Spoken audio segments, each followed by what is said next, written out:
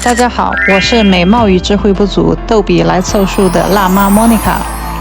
今天我要给大家分享一款超级简单美味且饱腹感十足的皮蛋芋泥鸡胸肉粥，加上一盘绿油油的韭菜花炒鸡蛋，一定会让您在减脂的过程中获得满满的幸福感。而且这份套餐的热量只约等于1杯微糖的珍珠奶茶。第一步，我们先把芋头洗净，然后放入电饭锅蒸大约1个半小时左右，蒸至芋头软烂即可取出剥皮备用。芋头中含有丰富的微量元素和膳食纤维，因此可以增加饱腹感，是减肥路上的益友。但是也要控制量，否则容易引起腹胀。我们今天需要165克的芋头。现在我们往芋头里加入50克的白开水，使蒜泥机能够快速地将其搅成芋泥。值得注意的是，皮肤敏感和肠胃不好的人群以及糖尿病患者食用芋头可能会加重病症，所以请酌情食用。第二步，我们来处理鸡胸肉。我们需要把鸡胸肉洗净、擦干水分，并把它加工成肉泥备用。现在我们来称量110克的鸡胸肉泥。接下来我们需要腌制鸡胸肉泥。首先我们往肉泥里加入10克的花雕酒，然后再往肉泥里加入10克的酱青，最后我们需要往肉泥里加入0.4克的白胡椒粉。屏幕前的宝宝可根据自己的口味进行调整，并不会影响总热量的计算。现在我们把肉泥搅拌均匀，腌制备用。第三步，我们来处理生姜。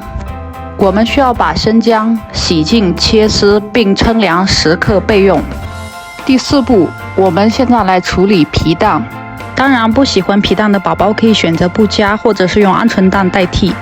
我们今天只需要20克的皮蛋来进行调味。皮蛋虽然好吃，但毕竟是腌制品，氢的含量也很高，不适合多吃哦。第五步，我们现在来处理青葱。我们把青葱洗净，切成葱花，并称量5克备用。第六步，我们现在来制作汤底。首先，我们先往锅里加入150克的水，然后再加入3克的椰子油。值得注意的是，椰子油虽然含有高量的饱和脂肪酸而为人诟病，但是它具有提升高密度好胆固醇的效果，所以适量食用会对减肥有所帮助哦。接下来我们需要加入1克的食盐，紧接着我们把准备好的皮蛋和姜丝也一起加入进来。第七步，我们开大火来把汤底煮开。汤底煮开大约1分钟后，我们把腌好的鸡胸肉倒入锅内。紧接着，我们用一个小的打蛋器或者是筷子把肉泥迅速的搅拌一下，否则肉泥会凝成一团。等汤再次煮开后，我们便把芋泥也放入锅内，然后将芋泥和其他食材搅拌均匀。现在我们就静等芋泥粥煮开1分钟后便可关火。我们现在来装盘并撒上葱花，皮蛋芋泥鸡胸肉粥就制作完成啦。第八步，我们来处理韭菜花。先把韭菜花口感不太好的部分切掉，然后将其洗净，切成自己喜欢吃的长度备用。我们今天需要140克的韭菜花。紧接着，我们将称量好的韭菜花放入一个深一点的容器里，然后加入1克的食用盐，然后上下摆动一下。值得注意的是，韭菜花中含有大量的粗纤维，可以促进肠道的蠕动，特别适合跟我一样备受便秘困扰的人群。第九步，现在我们来打入一个中等大小的鸡蛋，大概是50克左右，然后我们再加入0.1克左右的白胡椒粉。紧接着，我们用筷子把鸡蛋打散并搅拌均匀备用。